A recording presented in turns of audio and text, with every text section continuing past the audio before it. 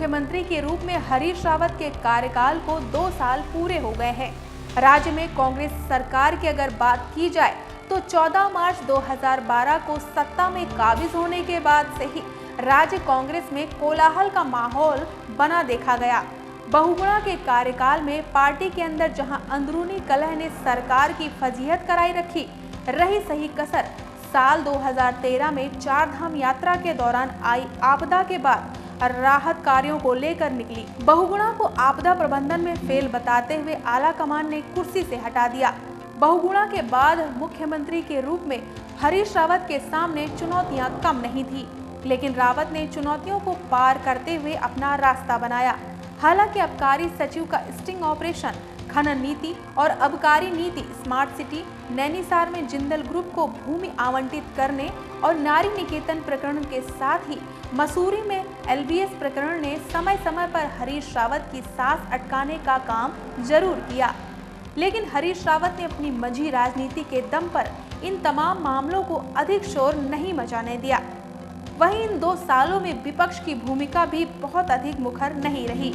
हालांकि मुख्यमंत्री के तौर पर हरीश रावत का तीसरा साल कुछ अधिक चुनौतियों भरा माना जा सकता है।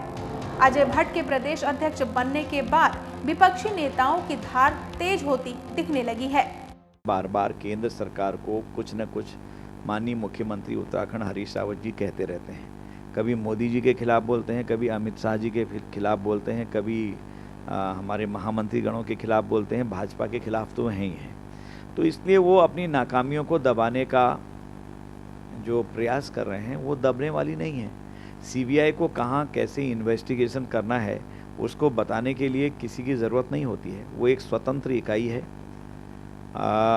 माननीय मुख्यमंत्री जी चाहते हैं कि कोई चीफ सेक्रेटरी से वो जांच करवा लें, और ताकि चीफ सेक्रेटरी जो उनके अंडर काम करते हैं उसको दबा के अपने पक्ष के अनुरूप रिपोर्ट बना लें। विपक्ष सीना तान कर रावत सरकार का किला ढहाने की कोशिश कर रही है, तो रावत सरकार मौन होकर अपना काम कर रही है। हरीश रावत की सरकार ने अपने तीसरे साल में कदम रखा है। विपक्ष के तेवर रावत सरकार के लिए लगातार तीखे होते जा रहे हैं, लेकिन हरीश रावत सरकार अपनी उपलब्धियों के सहारे जनता का दिल जीतने में लगी है। अपने 2 साल के कार्यकाल में रावत सरकार ने उत्तराखंड को काफी कुछ दिया है और कई उपलब्धियां अपने नाम की हैं। हरीश रावत सरकार की उपलब्धियां गिनाना शुरू करें तो सबसे पहले रावत सरकार ने ऊर्जा के क्षेत्र में सूक्ष्म एवं अति लघु जल विद्युत परियोजनाओं के लिए नीति लागू की। उत्तराखंड राज्य की खेल नीति लागू करना। खेल नीति 2014 के अंतर्गत अगले 5 सालों में खेल अवस्थापना सुविधाओं को विकसित कर राज्य में 38वें राष्ट्रीय खेल जो साल 2018 में होना है उसका सफल आयोजन करना। राज्य के प्रतिभाशाली खिलाड़ियों को उत्तराखंड खेल रत्न और देवभूमि उत्तराखंड द्रोणाचार्य पुरस्कार देना। अंतर्राष्ट्रीय स्तर पर पदक प्राप्त खिलाड़ियों के लिए पुरस्कार योजना बनाई गई। स्वास्थ्य एवं परिवार कल्याण के क्षेत्र में सभी APL परिवारों को नकद रहित स्वास्थ्य बीमा का लाभ देने के उद्देश्य से मुख्यमंत्री स्वास्थ्य बीमा योजना प्रारंभ करने का फैसला किया गया।